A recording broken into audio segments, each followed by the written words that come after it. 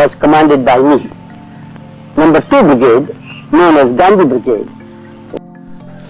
धरती अपनी के इस एपिसोड में आपका खैर मकदम है। यूं तो मुल्क को आज़ाद हुए 75 साल होने को हैं और 26 जनवरी 2022 यौम जमहूरिया का जश्न मनाया जा रहा है पूरे देश में। ये वो दिन है जब देश आज़ाद हुआ और देश को अपना एक आईन मिला, जिसका जश्न हम भारतीय मनाते हैं। लेकिन ये जो आज़ादी हमें मिली है और जिस आज़ादी पे चल करके हम आज दुनिया का सबसे बड़ा जमहूरी मुल्क कहलाने का फक्र हासिल हुआ है जो हमें, इसके पीछे कई सैकड़ों सालों की मेहनत, जद्दोजहद, कुर्बानी है और जंग आज़ादी के कई अजीम रहनुमाओं ने जो ख्वाब देखा था, भले आज वो हमारे बीच नहीं है, लेकिन उनकी जो सोच थी, उन्होंने जो ख्वाब देखा था, वो आज शर्मिंदा ताबीर होता दिखा है। ज़मीनी हकीकत बन गया है, शर्मिंदा ताबीर हो गया है। आज़ादी की नजीम रहनुमाओं में नेताजी सुभाष चंद्र बोस, अशफाकुल्ला खां, शहीद आजम भगत सिंह, महात्मा गांधी, पंडित जवाहरलाल नेहरू, उधम सिंह और सैकड़ों, हजारों, लाखों की तादाद में आज़ादी के मतवाले हुआ करते थे,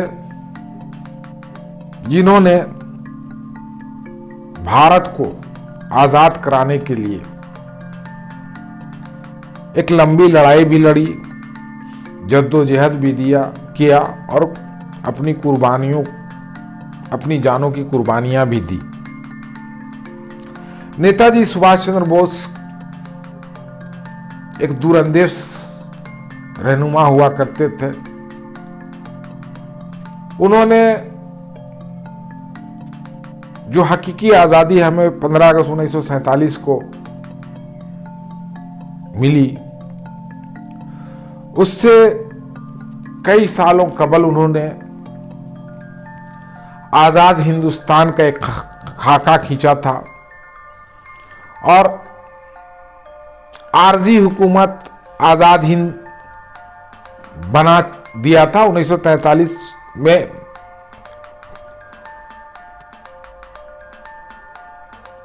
इस आरजी हुकूमत की कमान जो है, जिनके हाथों में सौंपी गई थी, वो एक ब्रिटिश मिलिट्री के ऑफिसर थे, कर्नल शाहनवाज खान। 1940 में ब्रिटिश मिलिट्री एकेडमी में भर्ती हुए एज ए फौजी। वो फौज के बड़े ओहदे पर फायज थे। नेताजी ने जब तुम मुझे खून दो और मैं तुम्हें आज़ादी दूंगा का नारा दिया, तो जनरल शाहनवाज हुसैन ने उनके नारों पर लब्बैक कहा, आवाज से उनके आवाज को मिलाया, अपनी आवाज को मिलाया और नेताजी से मुतासिर होकर वो उनके आज़ाद हिंद फौज में शामिल हो गए।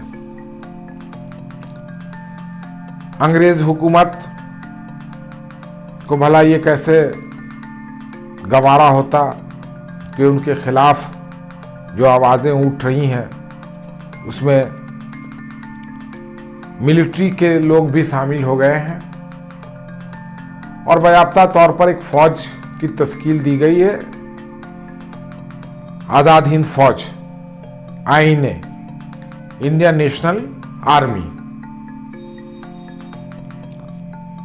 इस फौज की कमान जनरल शाहनवाज हुसैन को दी गई थी और जो सुभाष ब्रिगेड बनाया गया था वो इसके कमांडर शाहनवाज हुसैन खान हुआ करते थे। अंग्रेजों ने जब देखा कि ये जब वर्ल्ड वार 2 का खात्मा हो गया, 1945-46 में उनको गिरफ्तार किया गया उनके 3 साथियों के साथ, जिसमें जनरल शाहनवाज खान तो थे ही, कर्नल प्रेम सहगल और कर्नल गुरु बख्श सिंह। इन पे गद्दारी का, अंग्रेज हुकूमत ने गद्दारी का मुकदमा चलाया और लाल किला में जो है उन्हें फांसी की सजा सुनाई गई। लेकिन आवाम की बगावत और आवाम की मुखालफत ने उन्हें आर्मी के उस जनरल को अपना फैसला बदलना पड़ा और जनरल अकिन लेक ने उस सजा को जुर्माने में तब्दील कर दिया गया और उस तरह से उनकी फांसी को, इन तीनों की फांसी को टाल दिया गया और वो रिहा कर दिए गए।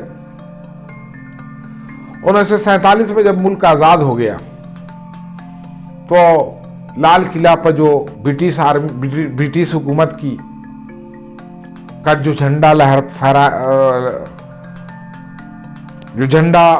फहराया जा रहा था उसको उतार करके जो सबसे पहला तिरंगा फहराया गया वो इस जनरल शाहनवाज खान ने फहराया और आज़ाद हिंदुस्तान का तिरंगा लाल किला पर लहराने लगा शान और शौकत के साथ, जिसकी शान आन बान आज भी कायम और दायम है। और 15 अगस्त और 26 जनवरी को ये आज भी वही सी शान और शौकत के साथ फहराया जाता है। जनरल शाहनवाज हुसैन की फांसी की सजा जो माफ हुई तो उन्होंने गांधी जी के अहिंसा के मार्ग को अपना लिया और अहिंसा के रास्ते पर चलने का इरादा कर लिया। जनरल शाहनवाज हुसैन मुल्क जब आज़ाद हुआ तो कांग्रेस ने उन्हें सेवा दल की कमान उनके हाथों में सौंपी और जो कांग्रेस के लोग हुआ करते थे उनको मिलिट्री ट्रेनिंग एक विंग बनाकर सेवा दल का, जिसे सेवापति कहा जाता था, उसको जनरल शाहनवाज हुसैन उसे देखते थे और उनके निगरानी में ये ट्रेनिंग हुआ करता था। फौजी ट्रेनिंग कांग्रेसी सेवा दल के लोगों को दी जाती थी। लगभग 23 सालों तक आज़ादी के बाद केंद्र में वो मरकजी हुकूमत में वो मंत्री रहे, वजीर रहे, कैबिनेट मिनिस्टर रहे और बहुत सारे महकमा को उन्होंने देखा, संभाला, जिसमें agriculture, employment, fertiliser, deputy minister rail और मेरठ से वो उन्होंने पहला चुनाव लड़ा, मेंबर पार्लियामेंट भी हुए 1952 में जो पहला चुनाव हुआ देश का। 1952, 1957, 62 और 67 में जो 4 लोकसभा के इलेक्शन हुए उसमें वो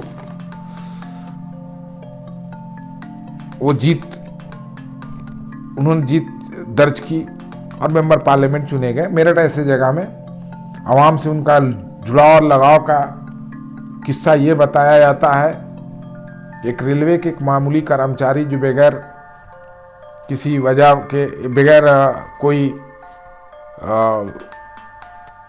रिटन इंफॉर्मेशन के अपने ड्यूटी से गायब हो गया था। बाद में उसको सस्पेंड कर दिया गया। उसने अपनी फरियाद लेफ्टिनेंट जनरल शाहनवाज खान से की उन्होंने शास्त्री जी को, जो उस वक्त कैबिनेट, रेलवे कैबिनेट के मिनिस्टर हुआ करते थे, उनसे इस फैसले पर नज़रसानी करने को कहा। शास्त्री जी ने, लाल बहादुर शास्त्री ने इसका किसी वजह से उस पर ध्यान नहीं दिया। तो अगले दिन शहनवाज हुसैन ने अपना इस्तीफा सौंप दिया। ये पूरी कहानी मैं इसलिए बता रहा हूँ कि आवाम से जो पीपुल्स रिप्रेजेंटेटिव होता है, वो आवाम के लिए होता है, आवाम के दुख दर्द से को अपना दुख दर्द समझता है। बाद में शास्त्री जी ने उनसे वजह पूछा तो उन्होंने बताया कि जब मैं अपनी आवाम के का काम नहीं कर सकता हूँ तो ऐसा ओहदा जो है मुझे नहीं चाहिए।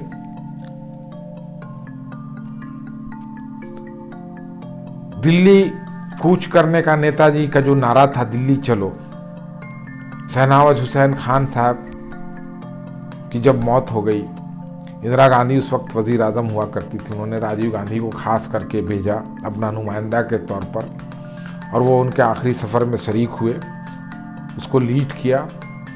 और लाल किला, जहाँ उन्हें फांसी की सज़ा सुनाई गई थी, जहाँ से उनको फांसी दिया जाना था, लेकिन मुल्क आज़ाद होने के बाद उन्होंने वहाँ तिरंगा फहराया। और फिर लाल किले के जो फसीले हैं जामा मस्जिद के नज़दीक,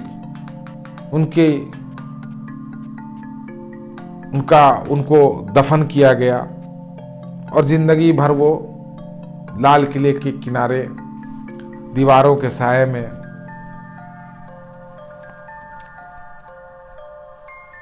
अब्दी नींद सो रहे हैं। आज़ादी के इस अजीम जंग आज़ादी के इस अजीम रहनुमा को हम खराज अकीदत पेश करते हैं, और कर्नल शहनवाज हुसैन साहब को हम बहुत बहुत सलाम करते हैं। जय हिंद।